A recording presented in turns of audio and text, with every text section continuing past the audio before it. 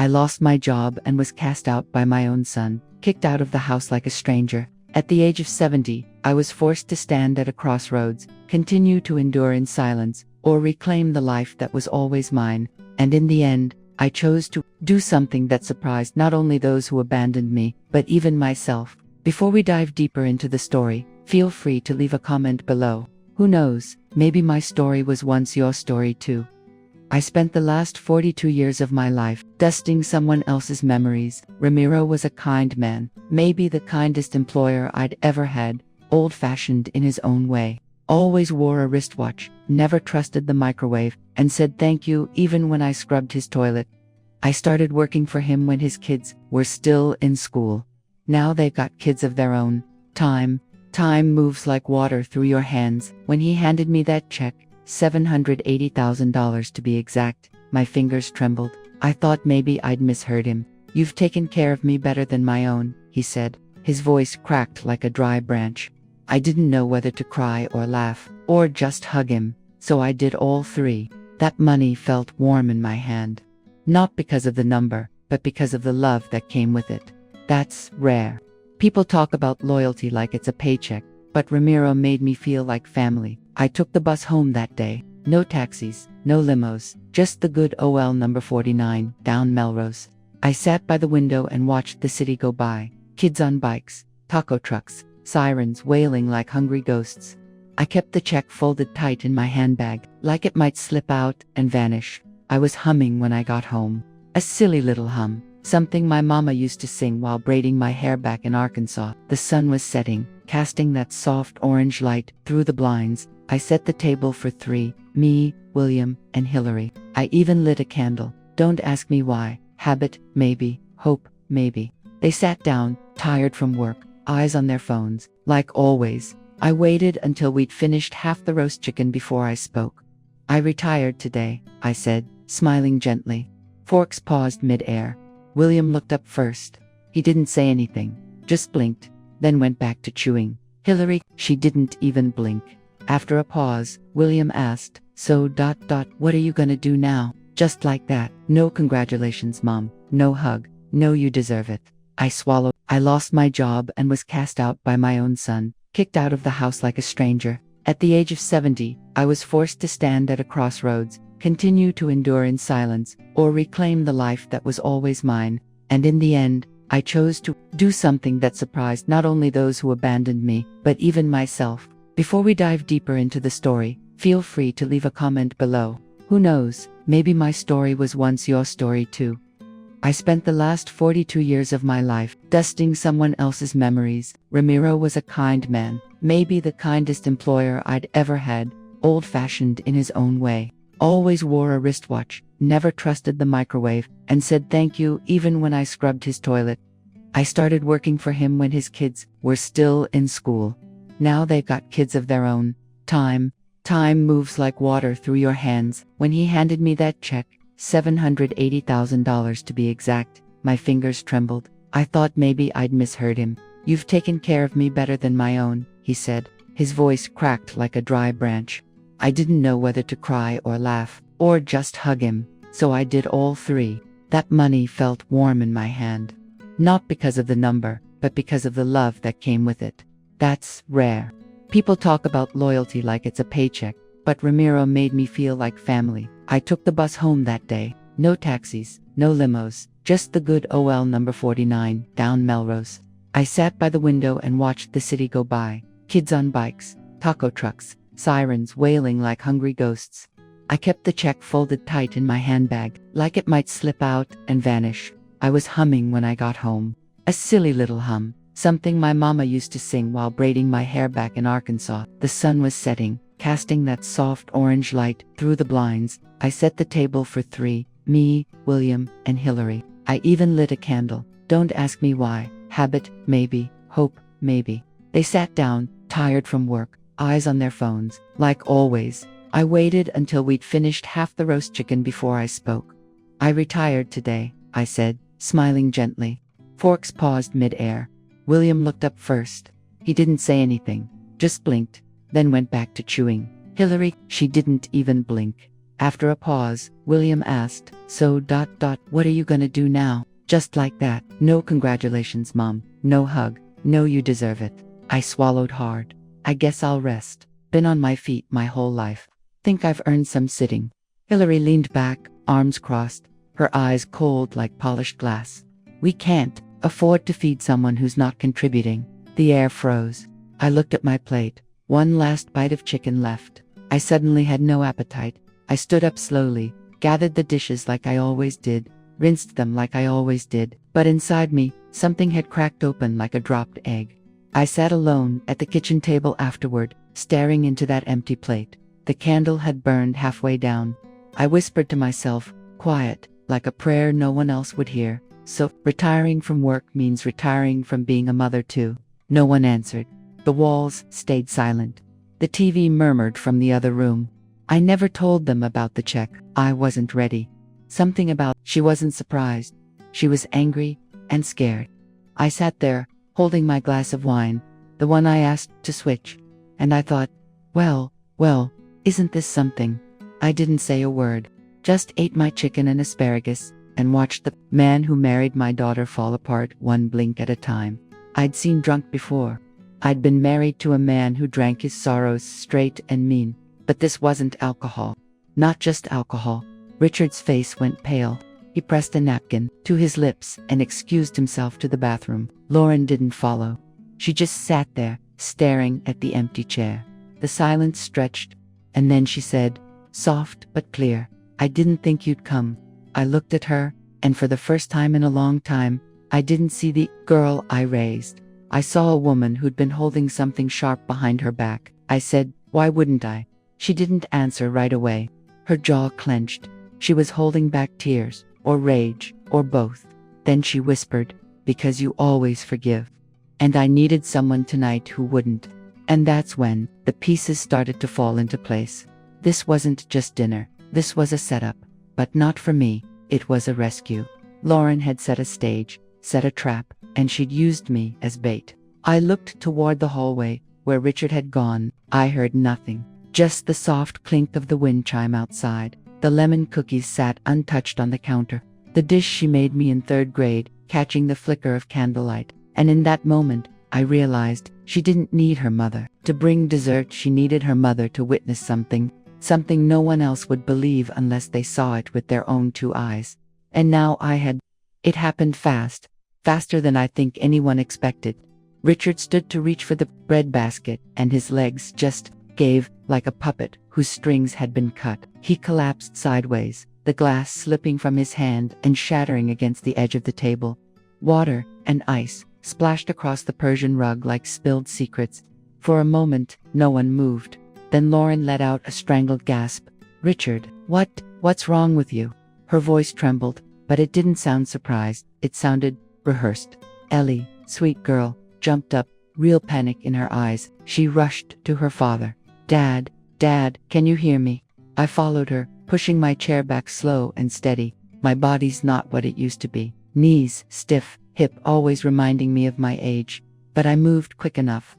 Richard was conscious, but barely. His eyes rolled up like curtains in a breeze, and his lips moved without sound. "Mom, we have to help him to bed," Ellie said, her voice cracking. Lauren stood by the table, motionless. Her hand hovered over her wine glass, but she didn't lift it. She didn't move, didn't even blink.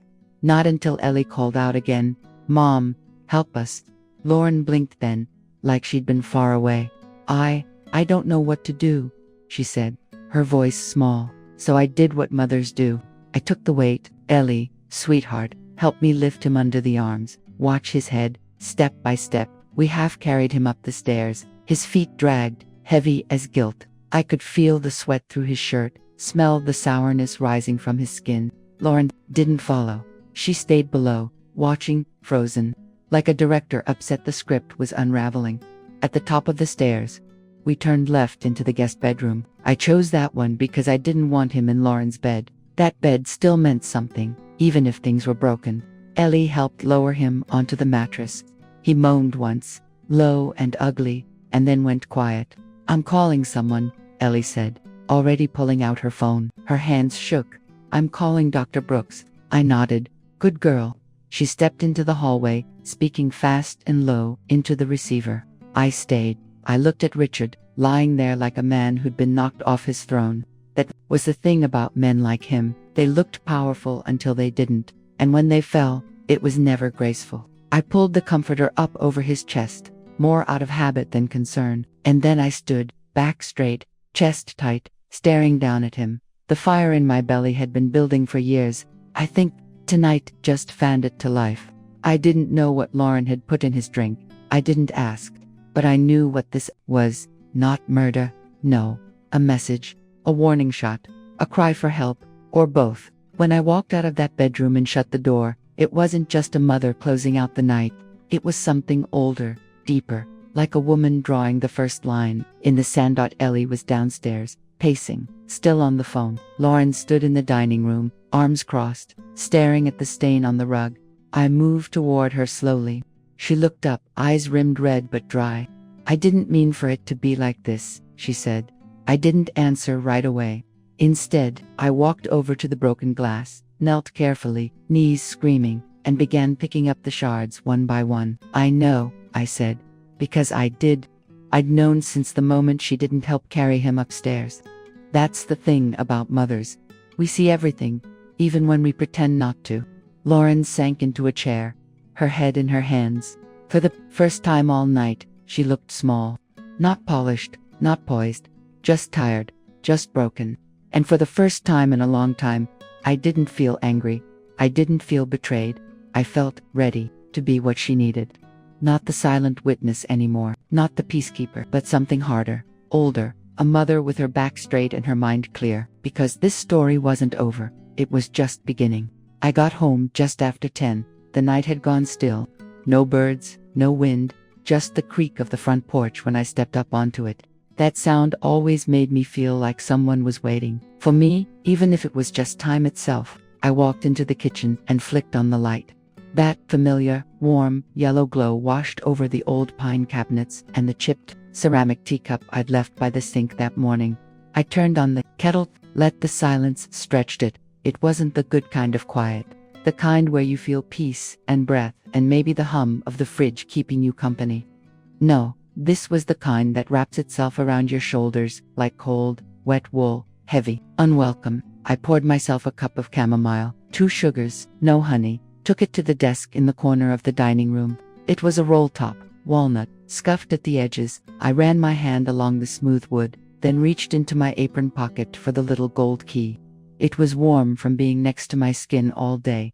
I always carry it, not out of fear, out of habit, like carrying a piece of myself I don't show the world anymore. I unlocked the desk, pulled open the top drawer. Inside was a red folder, thick and worn at the spine. I slid it out slowly, setting it on the table like it might bite. That folder had sat untouched for months, maybe a year. But tonight, it called to me. I flipped it open, and there they were. The papers, the records, my copies of silence. Every time I paid a bill for Lauren, every time she said, "I'll pay you back soon, Mom, I swear," and I nodded, because she looked tired, or because Richard had that tone in his voice, or because Ellie needed braces. There was the invoice from the plumbing company, $7,200 for the pipe burst in their basement. A statement from the private school Ellie attended for 2 years before they switched her to public. I paid the upfront tuition. Lauren had said it was just to help get them started. The down payment on their second car, the stainless steel fridge with the touchscreen, the kitchen remodel, trips to Martha's Vineyard, Aspen, Sonoma, all with smiling photos sent in group texts that I wasn't included in. I never said a word, because mothers don't ask for receipts when they give love, but the numbers were there, cold, honest. I picked up a pen and started adding in the margins, not because I cared about the money, not really, but because I needed to see it. I needed to name the weight I'd been carrying, $962,482. It gave me the right to withdraw financial support at any time. Something Thomas had suggested, back when I started putting serious money into Lauren's life. Just a formality, he'd said, so you're not left holding the bag. Never intended to use it, until tonight. Until I saw my daughter stand by while her husband collapsed. Watched her play her part without lifting a hand, like a woman rehearsing grief before the funeral. And I realized this wasn't about money. It was about boundaries. It was about reclaiming a voice I'd silenced for far too long, for her sake, for the sake of peace. I picked up the phone and dialed Thomas's number. He answered on the third ring, groggy but kind. "Hey there," he said. "Everything okay?" "No," I said. "But it will be." I told him what I wanted. Clear.com. He didn't ask why. He didn't need to. Thomas had known me 30 years. He was there when Lauren was born, held her at the hospital. He knew the kind of love that bore weight like mine. "I'll draft the notice," he said. "You want me to send it by mail or email?" "Email first, hard copy after." "And you're sure?" he asked gently. I looked around the room, the faded curtains, the ticking clock, the photo of Lauren at age 10 in a Girl Scout uniform on the sideboard. Her smile was wide and real back then. "Yes," I said. "I'm sure." After I hung up, I sat with my tea. Though it had gone cold, the silence in the room shifted, less heavy now, more like a pause between heartbeats. I wasn't angry. Not anymore. But I was awake, and for the first time in a long time, I felt like the ground under my feet was solid, like I wasn't waiting for something to crack. Lauren had made her choices. So had I. This wasn't revenge. It was clarity. And sometimes, that's the sharpest truth of all. The phone rang at 8:07 a.m. I was buttering toast, still in my robe, radio mumbling weather updates I wasn't really listening to. "Mrs. Hamilton," a young voice said, polite, rehearsed. The kind of voice trained to stay calm no matter what storm rolls in. "Yes, speaking. This is Sylvia from First Horizon Bank. I'm calling regarding an attempted withdrawal from your joint account, ending in 8,421. We weren't able to process the transaction. The card used was declined after multiple attempts." I didn't blink. Didn't flinch. "I see," I said, voice steady. "That's expected." There was a pause on her end. She wasn't used to people being ready for bad news. "Would you like me to flag it as suspicious activity?" "No need," I replied. "I removed the authorized access on that account yesterday. It's no longer a shared responsibility." "I understand. Thank you, Mrs. Hamilton." I thanked her, too. Hung up. I stood there a moment, the smell of warm toast filling the silence. It had begun. 5 minutes later, Richard called. Not text, not email, called. His name lit up the screen like a warning siren. I picked up on the third ring. "Hi, Richard." His voice was tight, controlled, but I could hear it unraveling at the edges. "There's been a problem with Lauren's access to the bank. She said her card's not working. Can't pull anything from the household fund. She thinks it might be fraud, or maybe a tech issue." "No," I cut in. "It's not fraud. And it's not a mistake." Silence. I could almost hear him blinking. "I've revoked her access," I said. "And I've informed the bank I won't be covering expenses on that account anymore. You'll need to handle things on your own from now on." There was a stunned pause. Then, he spoke, but this time, it wasn't polished. It was raw. "We didn't know. I mean, Lauren didn't," she thought. He faltered. "Richard," I said quietly, "you've both known exactly how much you've leaned on me. You just never thought the day would come when I'd say enough." He breathed out hard, like I'd slapped him. "We need help," he said, finally.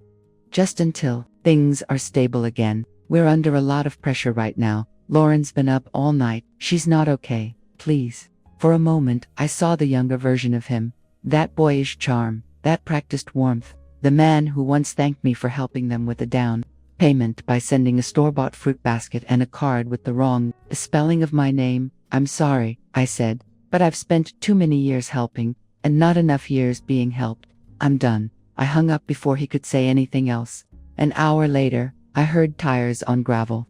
I opened the front door. Before she even knocked, Lauren stood there. No makeup, no coat, just a stretched-out sweatshirt and a look in her eyes I hadn't seen since she was 17 and flunked her first college class. Except this wasn't shame. This was panic. "Mom, what are you doing?" Her voice shook, not with tears, but exhaustion. Her eyes weren't red from crying. They were red from not sleeping. "You should have called," I said, stepping aside. She brushed past me into the living room, pacing. "You can't just cut me off like that. It was one mistake, one bad joke. Richard had too much to drink." I didn't say anything. I let her run the script she'd clearly been writing in her head all night. It wasn't supposed to be serious. I wasn't trying to hurt anyone. I didn't know it would go that far. I sat down in my chair, the one by the window, the one with the faded cushion, and a view of the dogwood tree out front. No one plans to ruin things, I said, but they still get ruined. It was just, she searched for the word, a performance. I looked at her, my daughter, the girl I raised, standing in my living room, spinning tales like she was still in high school, caught sneaking out. No, I said firmly, it wasn't a performance, it was manipulation. You let your husband drink, something he shouldn't have. You stood still when he fell. You used me to witness it, and now you want to call it a joke. She blinked fast. Her mouth opened, then closed. No words came. Mothers notice everything, I said, even when we pretend not to. She looked down at the floor, lips trembling. You're destroying everything, she whispered. You're tearing this family apart. I stood. No, I said. I'm taking back what's mine. My voice didn't rise. I didn't need to yell. The truth didn't need volume. It needed spine. Lauren stared at me like she'd never seen me before, and maybe she hadn't. Because for the first time in years, I wasn't soft. I wasn't the bank. I wasn't the stagehand behind the curtain, making sure her lights always stayed on. I was the damn stage. And I was done holding up the show. She turned to leave, shoulders rigid. She didn't slam the door, but she didn't say goodbye either. I stood in the quiet after she left. The clock ticked. The wind moved through the dogwood branches. For once, the silence felt like mine, not something I'd inherited, something I'd chosen. The knock came around for 30, just as the afternoon light was turning gold and the house had gone quiet again. I wasn't expecting anyone, not after the storm the day before. I wiped my hands on a dish towel and opened the door. Ellie stood there, backpack slung over one shoulder, hoodie zipped up all the way despite the heat. Her eyes were tired, but not red. Hi, Grandma, she said. Can I stay here tonight? No drama, no explanation, just that. I stepped aside. Of course, baby, come in. Her movements were quiet, careful, like she wasn't sure if the ground under her was stable anymore. I made her a glass of cold apple juice, the kind with pulp that she always liked, and we sat at the old kitchen table. The same table where I used to help her with math homework, where she once cried over a failed test, where we baked cookies with too much cinnamon one Thanksgiving. The wood was worn smooth now, every scratch a memory. She took a sip of juice, didn't speak, neither did the first. Sometimes silence is the kindest welcome you can offer a child whose world has just shifted. Then I stood, walked over to the desk, and brought the red folder out again. I placed it gently in front of her. This, I said, is the story your parents never told you. Ellie didn't hesitate. She opened the folder, flipping through the pages, slowly, the bank statements, the tuition invoices, the car loan cosigns, the kitchen remodel, the luxury vacations, the credit card balances that had my name attached but never my signature on the receipts. She kept turning pages, quiet, focused. I watched her lips move as she read the totals, her brow furrowed at dates and numbers. This one, I said, pointing, that's the school trip to Italy. The one your mom said was covered by the scholarship fund. I paid that, in full. Ellie looked up. But, I thought she trailed off. We're rich, I offered gently. She gave a weak nod. No, honey, you weren't rich. You were supported. There's a difference. She blinked hard, her hands flattened over the paper like she was trying to hold it still, or maybe hold herself still. I paid so your dad could start that business, I continued. I paid so your mom didn't have to go back to work right away after you were born. I paid so the house could have a new roof, so you could have piano lessons. So the lights stayed on, even when they didn't tell you there were late notices coming. But why didn't they tell me? Her voice cracked, not like crying, more like something inside her shifted. Because pride, I said. Because they liked playing the part of people who had it all figured out. I sighed, rested my hands in my lap, and I let them, I admitted, for too long. She sat back in the chair, the folder still open in front of her. They lied, she whispered. They lied to me. She wasn't asking for confirmation. She already knew. They tried to protect you, I said. But sometimes, in protecting you from the truth, people plant a bigger lie. She didn't cry. Neither did I. It wasn't that kind of moment. Instead, Ellie reached forward and closed the folder. She looked me dead in the eye and said, Grandma, I'm not going back there tonight. I nodded. You don't have to. We didn't talk much after that. I made her grilled cheese, burnt the first one, as usual. and she sat on the couch with one of my old quilts, legs tucked under, watching reruns of The Golden Girls like she used to when she was 10. It wasn't dramatic. There was no explosion, no tears, just a quiet shift, a rebalancing, a child looking at the grown-ups around her and realizing not all of them had told the truth. And maybe, just maybe, the one who stayed silent the longest was the one who loved her most. She chose where to sleep that night, and without saying it, she chose more than that. She chose her side. She chose me. I set the table with my mother's china, the old white set with the faded blue flowers around the rim. Nothing fancy, but it had history. It had been through real conversations, through laughter and arguments, and tears spilled just as easily as wine. Tonight wouldn't be any different. I invited Lauren and Richard for dinner, not to reconcile, not to punish, just to close the curtain. They showed up at exactly 6, right on the dot.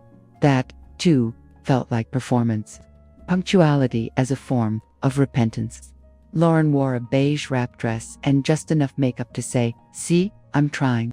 Richard had on a blazer, no tie, bottle of wine in one hand and a bouquet of tulips in the other. The tulips were probably from the gas station down the road, but that wasn't the point. They smiled, too wide, like maybe flowers could buy back trust. Ellie had come earlier in the afternoon. She helped me prep the green beans and mash the potatoes, quiet but steady. She hadn't asked for permission to stay again, just brought her backpack and went straight to the guest room, like she knew where she belonged now. When the doorbell rang, she stood at the hallway arch, out of sight, but close enough to hear. She didn't say a word. I opened the door and greeted them with a nod. Not cold, not warm, just ... even. "Come in," I said. No hug, no pleasantries. They stepped inside like polite guests in a stranger's house. We sat at the table. No candlelight, no small talk. The air was still and thick, like the house itself was holding its breath. Richard poured wine, his hands too careful. Lauren placed the tulips in the middle of the table like an offering. After the first few bites, Lauren cleared her throat. "Mom, ... we wanted to apologize." I looked at her, not saying anything. She glanced at Richard, who took the cue. "Yes, really. We know, we crossed a line." They both looked at me, eyes wide, rehearsed. I took a sip of water, not wine. "Is that so?" I said. Lauren nodded. "We've depended on you too long, for everything. The house, the schooling, the depending is one thing," I said quietly. "Setting a trap is another." Their faces shifted. Lauren's lips parted like she was about to object, but Richard, maybe wisely, put a hand on her knee under the table. "I gave because I wanted to," I continued, "because I believed in the life you said you were building, not because I owed you anything." "Mama," Lauren whispered, "please." Her voice cracked like she wanted me to fill in the silence with comfort, but I didn't. Across the room, Ellie stepped forward. Her voice cut through the thick quiet like a blade. "If Grandma's not giving you money anymore, what's your plan?" Lauren turned fast, shocked, like she'd forgotten Ellie was even in the house. "Ellie," she said sharply, "this isn't something kids can understand." "I'm not a kid," Ellie snapped. "I'm the one who grew up watching you pretend to be someone you're not. I'm the one who thought we were rich because you wanted it to look that way." The table went dead silent. Ellie didn't sit, didn't back down, just stood there, all spine and truth, like she'd been waiting years for this moment. Lauren looked stricken. "We didn't lie to hurt you." "No," Ellie said. "You lied because it was easier than being honest, because it meant you could keep spending Grandma's money and calling it help." Richard ran a hand through his hair. He looked older in that moment, smaller. Then Ellie turned to me. "I'm not going home with them tonight." Lauren stood up. "Ellie, you're coming with us." "You can't just." "I can," she said. "I want to stay here, with Grandma." Lauren opened her mouth again, then closed it. Her shoulders slumped. Something in her posture broke, like a tree bent too far in a storm. Ellie came to stand behind my chair. She didn't touch me, didn't need to. I didn't speak, because I didn't have to. She had just said everything I had ever swallowed. "Ellie," she said sharply, "this isn't something..." Snapped. "I'm the one who to be someone you're not."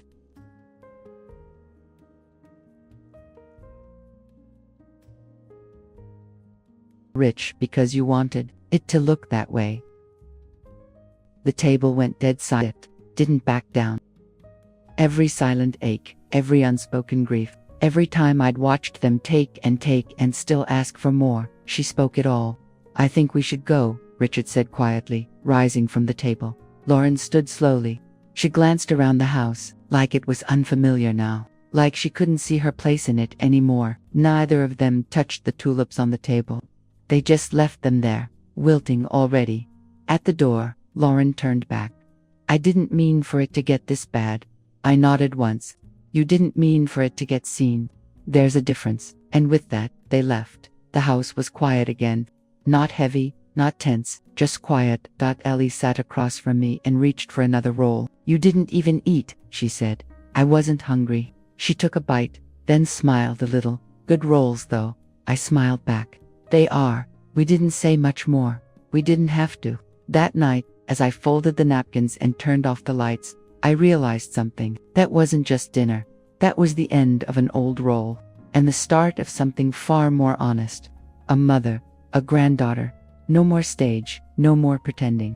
Just the truth. Finally sitting at the head of the table, Marcia showed up just after lunch. Same as she's always done. No call, no warning. Just that knock knock knock on the screen door, and the smell of something buttery wrapped in a checkered cloth. Hope you're not on some fancy diet, she said, holding up a tin of pecan shortbread. They've got enough butter to stop a clock. I laughed. You brought death in a cookie. I'm touched. We settled on the front porch, just like we had since the early 80s when our kids were still in training wheels and we thought 40 was old. The lavender patch out front swayed lazy in the breeze, bees hovering low, doing their quiet work. It was warm, but not hot. One of those good afternoons when the world feels smaller, manageable, safe. Marcia poured us each a glass of sweet tea from the pitcher I'd set out earlier. The ice had melted some, but it didn't matter. It tasted like home. So, she said, lifting her brows, they come crawling. I didn't bother pretending not to know what she meant. They came, I said, setting my glass down, on time, dressed nice, bearing wine and supermarket tulips. Marcia snorted. Gilt arrangements. I nodded. They smiled like nothing ever happened, like they'd never watched me carry their life on my back for 20 years. She leaned back, one arm slung over the side of the rocker. And you? I didn't smile, I said. Didn't need to. I just let the truth do the talking. I told her everything. From the night Richard's legs gave out to the silence that followed.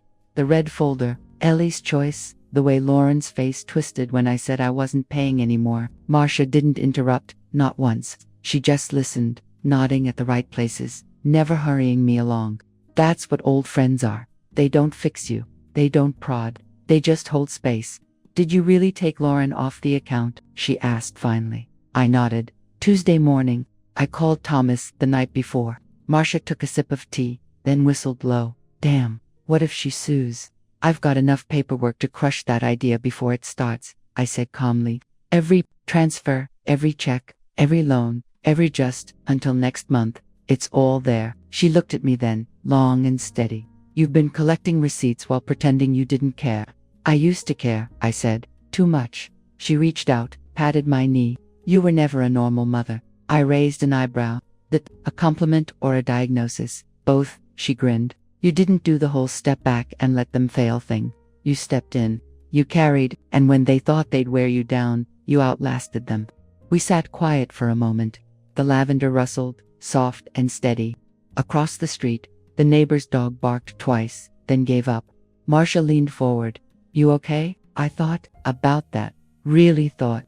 For the first time in years, my chest didn't feel tight. My jaw wasn't clenched. I wasn't scanning the horizon for the next fire to put out. I took a breath, long and deep. Yeah, I said. I think I am. It surprised me how much truth there was in that. I wasn't just okay because they were gone. I was okay because I'd finally stopped bleeding in silence, stopped hiding the wounds behind motherhood and obligation. Ellie stayed another night. No argument, no discussion. Just unpacked her schoolwork at the kitchen table and asked if I had any leftover meatloaf. And me, I slept with the windows open, no knots in my stomach, no phantom footsteps pacing the hallway of my thoughts. That evening, after Marcia left, I sat out back with a second glass of tea. The sun dipped low, painting the sky a tired orange. My hands rested in my lap, still for once, and in that stillness, I realized something I'd never said out loud. Not to Lauren, not to Richard, not even to myself. I was never just their support system. I was the foundation. And now, finally, I'd reclaimed the deed. A few mornings later, I was watering the lavender patch out front when my phone buzzed in the pocket of my cardigan. I almost didn't check. Something in my gut told me who it was before I even touched the screen. The message was from Lauren, short, cold, blunt, like everything had been between us for years now. Beneath the polished smiles and polite thank, "You're destroying this family. I want to talk. Seriously." No "Hi, Mom." No punctuation beyond the period at the end of that last sentence, as if that made it more official, more commanding. I stared at the message for a long second, not because I didn't know how to answer, but because I finally knew that I didn't have to. I clicked the side button. Screen went black. Then, with a few simple taps, I blocked her number. That was it. No fanfare, no announcement, just silence. Real, intentional silence. I slipped the phone back in my pocket and turned back to my lavender. The stems were full now, deep purple, soft-scented in the breeze. I'd planted them years ago, back when I thought I'd have grandkids running barefoot through the yard every weekend, back when I thought Sunday dinners and borrowed Tupperware would be enough to hold us all together. Back then, I'd cut lavender to give away, bundled it in string dots, sent it home in the backseat of Lauren's car, hoping maybe the scent of something growing might soften her. Now, I trimmed for myself, not to give, just to tend, to care without expecting anything in return. I stood there for a long while, just me, the bees, and the early sun. There was no music, no chaos, just the soft snip of garden shears and the distant hum of a world that didn't owe me anything. And for the first time in a long, long while, I felt completely right. Not happy, not triumphant, just right. There's a kind of peace that comes after you stop defending your name, after you stop explaining to people who already made up their minds, after you stop breaking your back to hold up a house where no one leaves the porch light on for you. That was it. My pocket and turned back to my purple, soft-scented in the breeze. I'd planted them years ago, back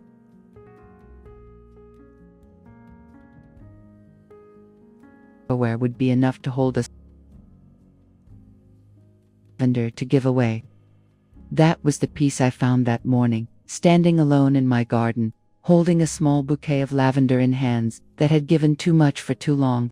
Lauren's message didn't make me angry. It didn't wound me, because it wasn't about me anymore. It was about the version of me she needed to blame, because owning her part in this would mean giving up control. I didn't want to fight her. I didn't want to win. I just didn't want to be the stage anymore. The one she stood on, the one she rehearsed on, the one she scraped her heels across, expecting me to stay still and quiet and strong. I had done my part, raised her, rescued her, funded her future while setting mine aside. And now, I had stepped off the stage, let her perform in the echo of her own choices. I sat on the porch later that afternoon, warm mug in hand, the scent of the trimmed lavender still clinging to my sleeves. Ellie came out and sat beside me, homework in her lap, quiet but close. She didn't ask about her mom's texts. Maybe she knew. Maybe she didn't need to. She just leaned her shoulder gently against mine and said, "It smells like summer." And I smiled, because it did. And because some seasons are quieter, but that doesn't make them empty. Sometimes, they're the most honest ones we get. And, sometimes, the only thing louder than justice is silence, the kind of silence that only comes when you finally stop living for the applause. It was late afternoon when Ellie asked me the question. I was by the window, gently watering the orchid I've somehow managed to keep alive for the last 6 years, the same one Lauren gave me on a Mother's Day long gone. It hadn't bloomed in a while, but the leaves were still green, and I figured that was enough. "Grandma," Ellie said, her voice soft but clear, "do you think you'll ever forgive Mom?" I didn't answer right away. I watched the water soak into the soil, darkening it like ink on paper. I stood there a minute longer, letting the orchid drink, letting her words settle. Finally, I turned and said, "I'm not sure, sweetheart. Right now, I don't think so. Maybe someday. But not today. I still need time." She nodded, didn't push. Just sat on the couch with one of my old patchwork quilts folded in her lap, her eyes on me like she knew I was still trying to find the right shape for my answer. I moved to sit beside her, my hands resting in my lap, thumb rubbing absent-mindedly over the line where my wedding ring used to be. Funny how many years I'd spent thinking time would heal everything, when what I really needed was clarity. I thought about the nights I worked 2 shifts at the diner when Lauren was little. I thought about walking home in the snow, my socks wet through my shoes, dreaming of the day my daughter would say thank you without needing something after. I used to think that if I just gave enough, loved hard enough, sacrificed completely, it would be enough. Turns out, love needs boundaries too. Unconditional love without self-respect isn't love, it's surrender. That evening, we sat on the porch together, me and Ellie, under the soft glow of the fairy lights tangled in the jasmine vine. The sun had slipped behind the trees, leaving the air cool and quiet. "Do you regret cutting them off?" she asked suddenly. She wasn't accusing, just curious, just open. I looked out across the yard, where the wind nudged the swing gently like a memory trying to return. "No, honey," I said. "I don't regret it." I paused. "I only wish I'd done it sooner." The words came out steadier than I expected. No shaking voice, no lump in the throat. I looked over at Ellie, and she looked back at me with something I never quite found in Lauren's eyes. Not in all her birthday cards or her Mother's Day bouquets. Truth, real, raw, honest truth. Not painted over or pressed into performance. Ellie reached over and took my hand. "I think you're the strongest person I know," she whispered. I didn't answer. I just held her hand and let that truth fill a space in me I'd been trying to patch up for decades. There's a kind of peace that settles when you stop pretending to be the version of yourself that everyone else needs. For most of my life, I was someone's mother, someone's wife, someone's foundation. I was dependable. I was quiet. I was always there, but sitting there, beside the only person who truly saw me, not what I gave, not what I could be used for, but me. I started to remember my name. Not Mom. Not Honey. Can you help us out just this once? Not she understand. Just ... me. I'm not sure I'll ever be able to explain what that kind of remembering feels like, but it's like breathing after holding your breath for years without knowing. It's like waking up and realizing you've been asleep with your eyes open. Ellie laid her head on my shoulder. "You're not alone," she said. And for the first time in a long time, I believed it. I didn't need Lauren to call back. I didn't need Richard to say sorry. I didn't need anyone to validate the choices I made or the silence I kept or the money I gave. I just needed to sit here with the one person who chose me without strings. Maybe forgiveness will come. Maybe it won't. But even if it never does, I know this much. I am not a villain for reclaiming my voice. I am not cruel for protecting my peace. And I am not broken because I said no. In this house, under this porch light, with Ellie by my side, I am whole. I am heard. And for once in my life, I am mine. I hadn't driven down Willow Creek in months. Not since the night of the final supper, as I quietly started calling it. Not since I stopped being the background to someone else's show. But that afternoon, I had to swing by the old post office for some paperwork, and the route curved right past Lauren's house. Out of habit more than curiosity, I slowed down. There it was, once proud, once polished, now still. The windows were closed tight. No light behind them, no silhouettes passing by. The front curtain had been tugged halfway off the rod, hanging like a slipped mask. The orchid trellis I helped her install during one summer break had gone brown, the vines curling in on themselves like they were embarrassed to be seen like this. That house used to hum with performance, with perfection. Fresh mulch, overpriced planters, soft jazz playing on invisible speakers. Now it looked like a stage after the play's final bow.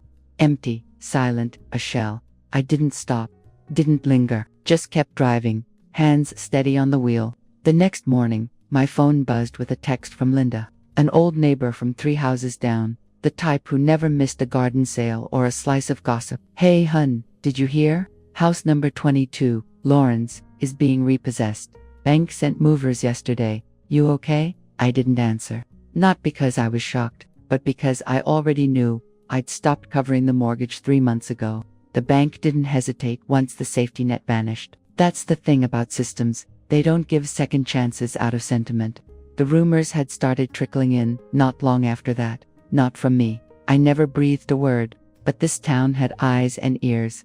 And once the shine wore off Lauren's front porch, folks started squinting harder. They said she got dropped from a big design project downtown once her financial history came to light. Too many whispers about how long she'd leaned on mommy's money. Clients don't like unstable foundations, especially when you're the one supposed to be designing theirs. Then came the whispers about Richard. Short-term loans, car title pawned, living off borrowed time, and bad credit. Wow. Empty, silent, a shell. I didn't stop, didn't linger, just kept driving, hands steady. Buzzed with a text from Linda, an old neighbor from 3 houses down. Above the dresser I hung my mother's cross-stitched proverb, "Do right and fear nothing." For years it sat boxed in William's attic. Today it faced the window, needlework bright as fresh paint. The first bill came 2 weeks later. The electric company, blue envelope addressed jointly to Valencia and Harper residents. I opened it at the kitchen island, thumb sliding the perforation. The sight of my name printed there, nothing fancy, just black toner on white stock, left me dizzy. I pinned it to the corkboard right next to the weekly menu. Little proof that I was not a visitor, not a couch-surfing relative, but a shareholder in the hum of every light bulb and the spin of every ceiling fan. I started noticing all the other places my name appeared, the Wi-Fi account login, the garden supply order, the tiny brass plate on a new mailbox slot. Each one, a seed planted in soil. I had the deed for mornings settled into ritual. I'd brew the first pot, carry a mug to the rose arbor, and read the city paper front to back. Headlines still screamed about celebrity divorces and local budget woes, but my own crisis had shrunk to a paragraph on page 7, already yesterday's weather. When I finished, I'd fold the paper into neat squares and leave it on Ramiro's chair. Sometimes he joined me. Sometimes he slept in. Either way, silence between us felt companionable. 2 clocks beating in sync. Afternoons I walked the neighborhood. Not as a maid running errands, but as a homeowner waving at neighbors. Some waved back with polite curiosity. Others pretended not to see. I smiled anyway. Their acceptance no longer determined my worth. I picked up new hobbies just because I could. Sketching the fountain. Learning Spanish from Pedro's old CDs. Even taking an online course on native California plants. When the gardener saw me kneeling in the mulch with a field guide, he chuckled. "Señora Magda, you're the boss now." I shook my head. Just the lady who pays half the water bill. One Saturday, William's number flashed on my phone. Again, I let it ring out, then listened to the voicemail. "Mom, I heard you bought into the house. Look, I'm happy for you. Maybe we can talk when you're ready." His voice sounded thinner than before. Less demand, more question. I saved the message, but I didn't return the call. Some wounds need air before stitches. Rushing back could infect what was finally healing. That evening, Ramiro grilled salmon on the patio, jazz pouring through outdoor speakers. We clinked glasses, and he asked, "Regrets?" Only that I didn't believe I deserved this sooner. I gestured to the garden, the string lights, the scent of rosemary, the steady glow from windows that would stay lit for me if I came home late. He smiled. "Deserving is just another word for ready." The moon climbed high, laying silver over the lawn. Somewhere deep inside I felt roots settling, anchoring to the quiet dignity of ownership. Not possession out of greed, but occupancy, without apology. Before bed I opened my notebook, pages now thick with ink, and wrote, "I have slept in many quarters, from servants' cots to motel pillows. Tonight I sleep inside paperwork bearing my name. A roof is wood and tile. A home is the echo of your own footsteps welcoming you back." I slid the lavender handkerchief marker forward, closed the cover, and switched off the lamp. Darkness wrapped me, gentle as quilted cotton. Tomorrow's dawn would find me again on the patio, steam curling from a mug, my fingers tracing the bold letters on the latest bill, proof, in cold type, that no one could chase me from this address, because at last, the house and I answer to the same name. The clock in the hallway chimed midnight, thin and distant, when the doorbell rang. I was half asleep in the den, quilt over my knees, book slipping from my fingers. Ramiro had already gone upstairs. At first I thought the chime must be a dream, some echo folded into the night, like thunder without clouds. Then it rang again, long, insistent. I padded to the foyer, robe pulled tight. Through the beveled glass I saw a figure swaying under the porch light. Shoulders hunched, hair matted with sweat or maybe rain. William. My heart kicked the cage of my ribs. He looked nothing like the man who'd faced me in court. No pressed suit or polished shoes, just torn jeans, grimy sneakers, t-shirt soaked along the collarbone, eyes red-rimmed, cheeks hollow, a boy wearing a man's ruin. I cracked the door but kept the chain latched. "Will," his voice stumbled out. "Horse, Mom." I got nowhere else. The porch light drew every shadow on his face, made him look carved from grief. For a second the old wiring flared inside me. Diapers changed, knees bandaged, lullabies hummed off-key. But right behind that came the image of eviction papers and viral lies. Two forces pulled at the same rib. One said open, the other survive. "Are you high?" I asked, low and steady. He shook his head too fast. "Just tired. Lost my job last week. Hillary's with her sister. Please, just a couch." The word please from his mouth felt like glass. I unlatched the chain, stepped onto the porch, and closed the door behind me. The night smelled of jasmine and wet earth. Crickets paused, eavesdropping. "We can't do this again," I said. My hands shook, so I folded them under my arms. "But I won't leave you on the street either. There's a motel off Cyprus. I'll pay a week. Tomorrow, you call this therapist." I pressed a card into his palm, and the employment counselor Pedro knows. "You show up sober, you get help." He stared at the card like it might bite him. "You won't even let me in." His voice cracked on the last word, and for a heartbeat I saw the 8-year-old who begged for another bedtime story. "I can't," I whispered. "Boundaries aren't punishment. They're fences that keep the garden alive." Anger flickered, then drained. He slumped against the rail, tears streaking grime. I reached into my robe pocket, pulled out 3 20s, just enough for cab fare and dinner. I placed the bills with the card, closed his fingers around both. "Mom, I'm scared," he said, choking. I know, my throat burned. Being scared is the first step to being honest. He opened his mouth, maybe to argue, maybe to thank me, but no words came. Instead he nodded, turned, and staggered down the driveway. A rideshare car idled at the curb. He climbed in, head bowed. Red taillights slipped away, swallowed by the dark. I stood there until the crickets found their rhythm again. My body wanted to crumble, but I made myself breathe slow, matching the rise and fall of the jasmine in the breeze. Then I went inside, locked the door, and leaned my back against the wood. Safety and sorrow can share the same heartbeat. I felt them drummed together all the way upstairs. The next morning I called the motel, prepaid a week, and asked the clerk to slip a note under room 1 to a food court 2 blocks east. Takes cash. Dr. White expects your call by noon. 1 day at a time. I didn't sign Mom. Not out of spite, only clarity. Motherhood had become a title I wore too long without polishing. Now it slid into its rightful place. Part of me, not all. That afternoon, I sat at the kitchen table and wrote a letter, longhand, on cream paper. "William, life dealt us both rough cards, and we both panicked.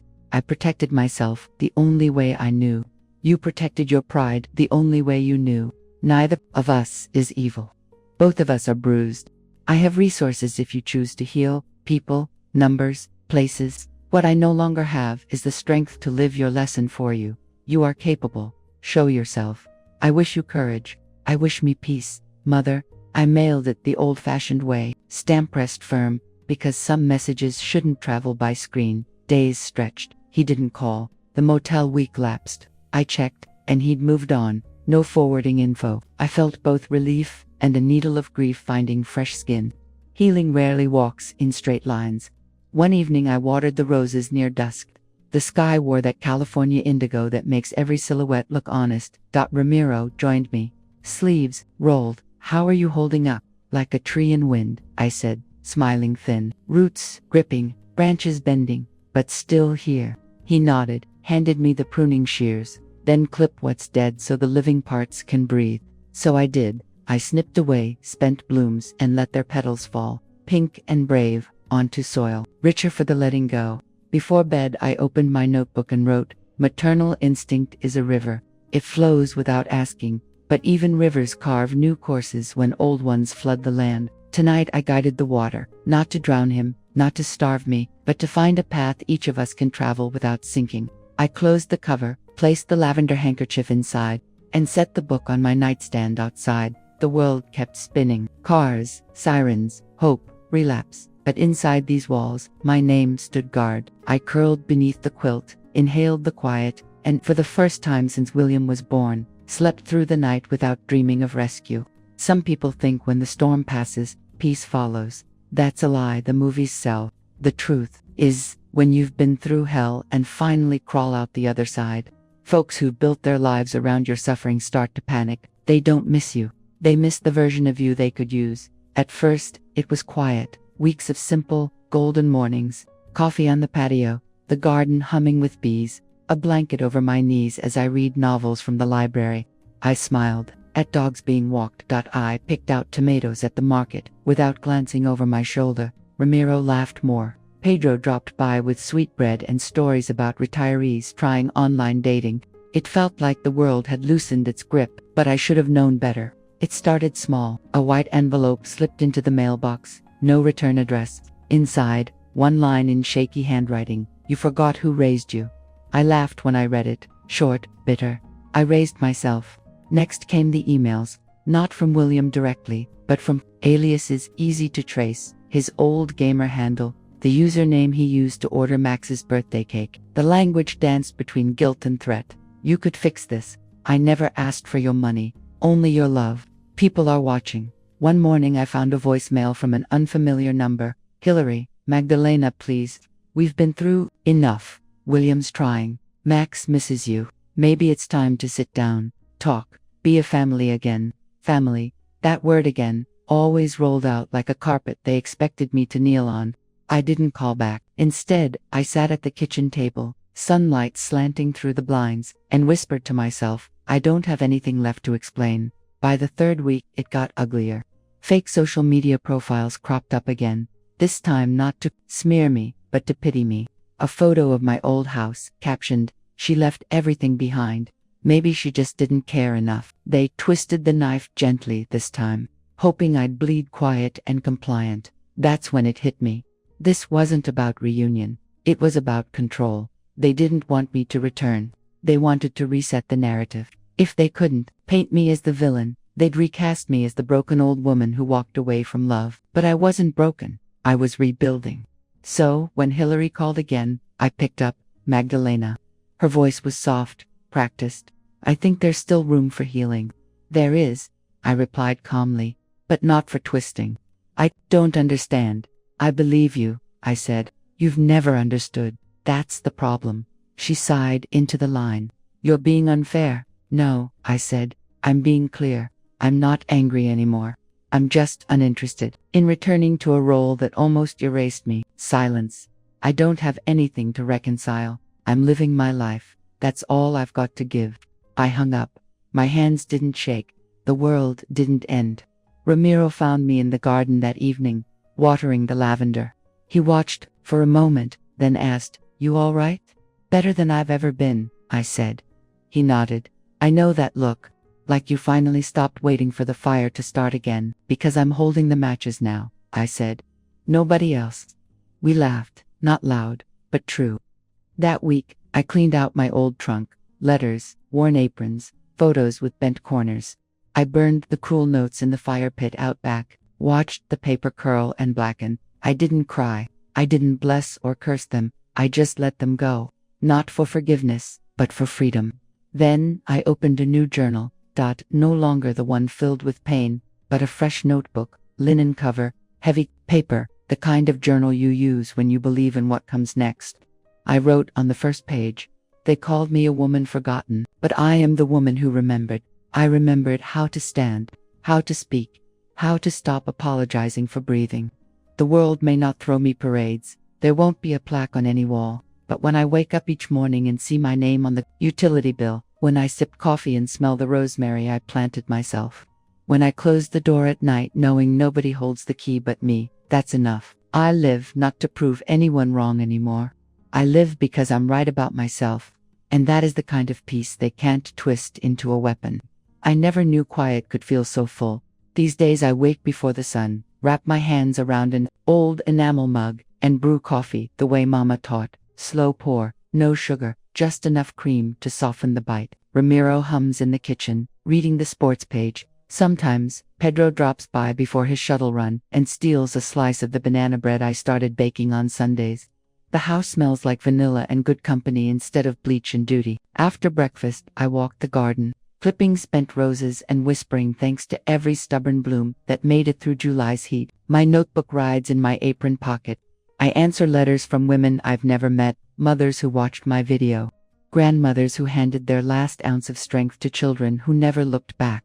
They write in shaky cursive, on lined paper, torn from church bulletins, on glossy stationery that smells of department store perfume. How did you survive? They ask. I tell them, survival starts with one truth said out loud, even if the only ears listening are your own.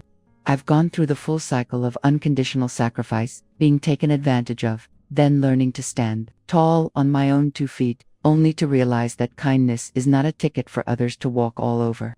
And family bonds only endure when respect walks beside them. I just want to share a message with those of you still watching this video. Learn to set boundaries, dare to choose yourself, because only then can we love in the right way and truly find peace. If you were me, if your child returned in the middle of the night, empty-handed and wounded by their own choices, would you open the gate or just open your heart from a safe distance? Would you risk the hard-won peace you've finally found to rescue your own blood? Or would you hold the line and let both sides grow on their own? I'd love to hear your thoughts. Please leave a comment below this video. Your voice matters.